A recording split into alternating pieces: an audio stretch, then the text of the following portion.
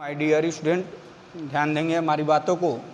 इसमें कल मैं आपको धातु के विषय में मैं बता दिया था, ठीक। आज जो है अधातु के विषय में हमें क्या करना है, समझना है। तो हेडिंग देंगे अधातु, ठीक। अब ध्यान दीजिए, अब वे तत्व जो इलेक्ट्रॉनों को ग्रहण करके, वे तत्व जो इलेक्ट्रॉनों को ग्रहण करके ऋणायन बनाने की प्रवृत्ति रखते हैं, उन्हें हम क्या कहते हैं, अधातु कहते हैं।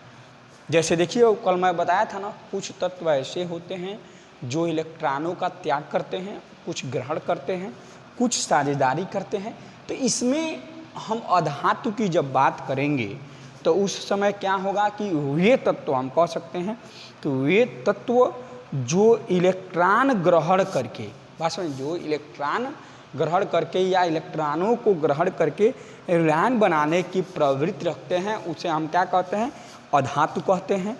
देखिए अधातुओं में कोई विशेष प्रकार की चमक नहीं होती है, इसमें तन्यता तथा आघात वर्धनता का गुण नहीं पाया जाता है।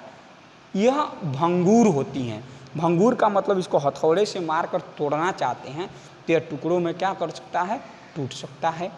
पता है ना। तो इस प्रकार से जो है यह आपका अधातु होता है। चलिए अधातु जो है हेडिंग दिए हैं उसमें थोड़ा नोट कीजिए। तो वे तत्व जो इलेक्ट्रॉनों को ग्रहण करके, वे तत्व जो इलेक्ट्रॉनों को ग्रहण करके ऋणायन बनाने की प्रवृत्ति रखते हैं, उसे अधातु कहते हैं।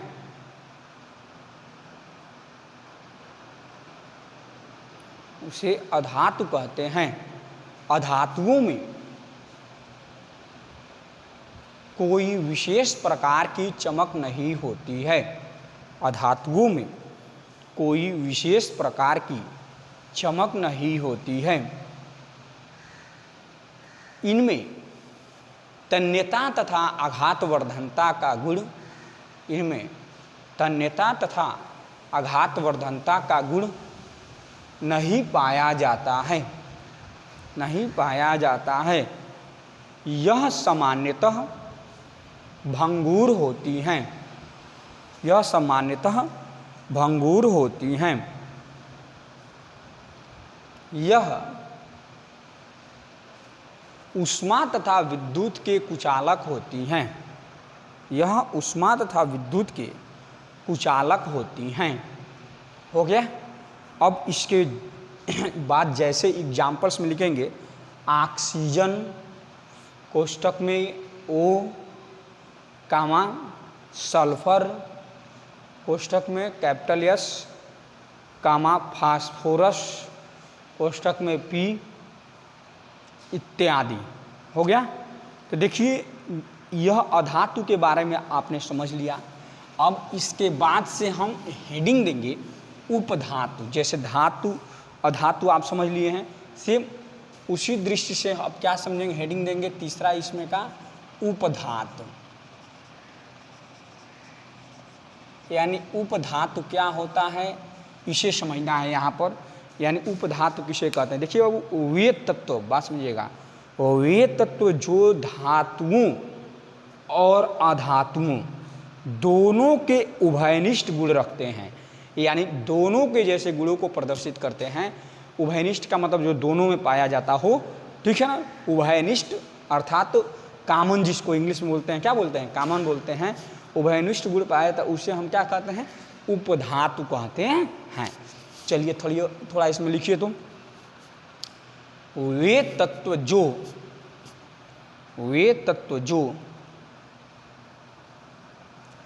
धातुओं और अधातुओं के उभयनिष्ठ गुण रखते हैं, धातुओं और अधातुओं के उभयनिष्ठ गुण रखते हैं, उसे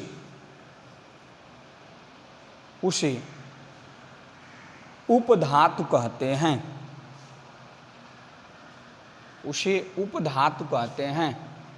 जैसे सिलिकॉन, कामा जर्मेनियम, कामा आर्सेनिक, कामा एंटीमनी इत्यादि। हो गया। तो यह आपने क्या समझा, उपधातु के बारे में समझ गए। अब इसके बाद से हम हेडिंग देंगे यौगिक। कंपाउंड क्या होता है, यौगिक।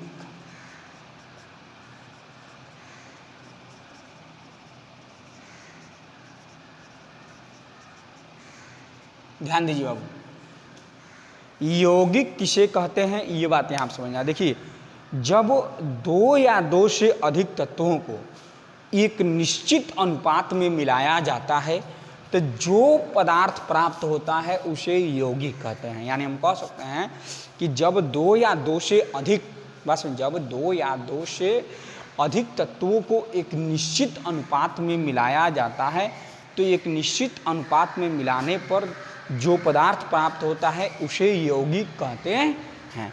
जैसे जल आपका क्या है, यौगिक है, बस है ना। तो कहने का मतलब, जैसे मान लीजिए बहुत सारे यौगिक होते हैं जिसका अध्ययन हम लोग आगे करेंगे। जैसे कि मान लीजिए आपका सोडियम कार्बोनेट हो गया, बस है ना। बहुत सारे यौगिक होते हैं जिसका अध्ययन आगे करना है। पहले जो यौगिक हेडिंग दिए हैं इस यौगिक में लिखिए तो, जब दो या दो से अधिक, जब दो या दो से अधिक तत्वों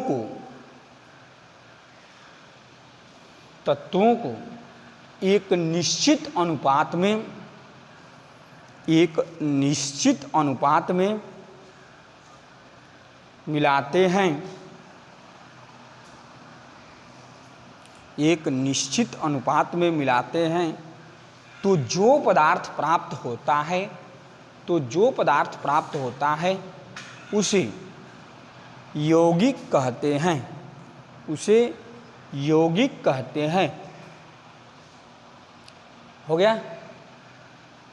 अथवा करके एक और परिभाषा लिखिए तो, जैसे अथवा कर दीजिएगा, अथवा लिख दीजिएगा ऐसे, और उसके जस्ट नीचे क्या कीजिएगा, एक और परिभाषा मैं बोल रहा हूँ इसे भी लिखिए और उससे क्या कीजिएगा, दोनों परिभाषाओं को याद कर लीजिएगा या एक ही परिभाषा को क्या कीजिएगा, अच्छी तरह से याद कर लीजिएगा। चलिए इसमें लिखिए तो, यौगिक वह शुद्ध पदार्थ है, यौगिक वह शुद्ध पदार्थ है जिसमें दो या दो से अधिक, जिसमें दो या दो से अधिक तत्व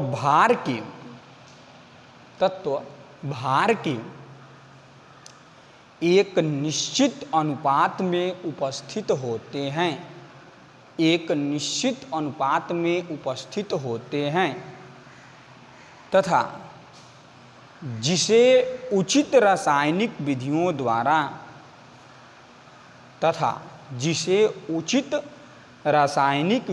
द्वारा इन तत्वों में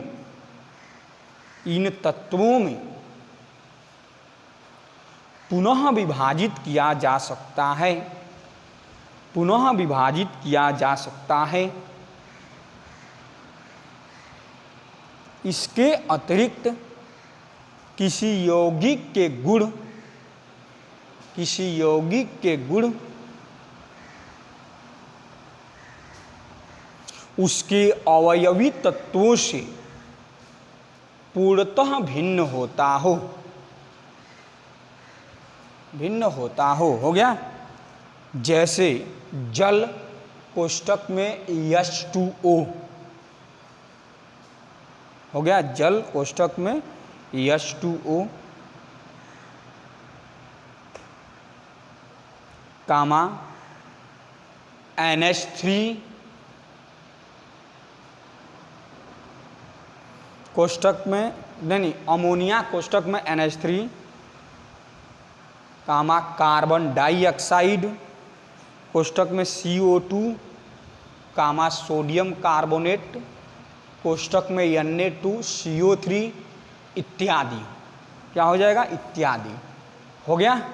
तो ये जो है आपका यौगिक का डिफिनीशन हो गया, अर्थात यौगिक के विषय में आपने समझ लिया। यौगिक में जैसे मैं आपको बताया हूँ कि कुछ यौगिक जैसे अकार्बनिक होते हैं, कार्बनिक होते हैं, तो इसका अध्ययन जैसे मान लीजिए पहले आपको बता दिया गया पिछले क्लासों में, और यहाँ पर बस आपको जो बताया जा रहा है उसको ध्यान में समझते चलिए। जैसे मिश्रण, अब इसके बाद से हम हेडिंग क्या देंगे, मिश्रण क्या होता है, मिक्सचर क्या होता है, अर्थात मिश्रण क्या होता है। देखिए बाबू, मिश्रण का मतलब ये होता है कि जब दो या दो से अधिक पदार्थों को, बस जब दो या दो से अधिक पदार्थों को, जिसमें तत्व भी हो सकता है अथवा यौगिक भी हो सकता है, अनिश्चित अनुपात में मिलाने पर जो पदार्थ प्राप्त होता है उसे मिश्रण कहते हैं। क्या कहते हैं, उसे मिश्रण कहते हैं, ठीक ना। तो चलिए इसमें थोड़ा नोट कीजिए। तो जब दो या दो से अधिक पदार्थों, जब दो या दो से अधिक पदार्थों, कोष्टक में लिखिएगा आगे उसके, तत्वों या यौगिकों, तत्वों या यौगिकों, कोष्टक बंद कर दीजिए, उसके आगे लिखिए को किसी भी अनुपात में, अर्थात अनिश्चित अनुपात में, अर्थात अनिश्चित अनुपात में मिलाने पर जो पदार्थ प्राप्त होता है, जो पदार्थ प्राप्त होता है उसे मिश्रण कहते हैं, उसे मिश्रण कहते हैं। हो गया। अब इसमें पैराग्राफ चेंज करके लिखेंगे, संघटन के आधार पर, संघटन के आधार पर मिश्रण दो प्रकार के होते हैं, मिश्रण दो प्रकार के होते हैं। देखिए वो, एक होता है समांगी मिश्रण, एक होता है विषमांगी मिश्रण, जिसका अध्ययन एक एक करके करना है आपको मैं नेक्स्ट वीडियो में बताऊंगा। इस वीडियो में बस इतना ही, बाकी जितनी बातें बताई गई हैं उसको अच्छी तरह से नोट्स बना लीजिएगा और उसके बाद से नोट्स बनाकर उसे याद कर लीजिएगा। थैंक्स फॉर वॉचिंग, बाकी फिर मिलेंगे नेक्स्ट वीडियो में। Okay bye.